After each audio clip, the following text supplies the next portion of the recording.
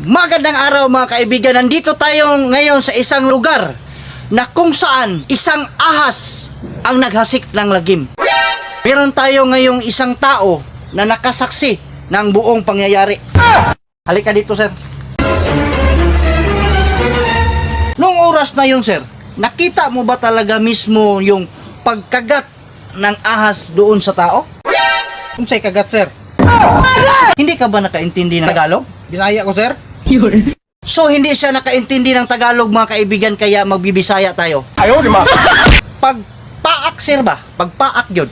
Nakakita ba ka pagpaak sa bitin? Kita, sir?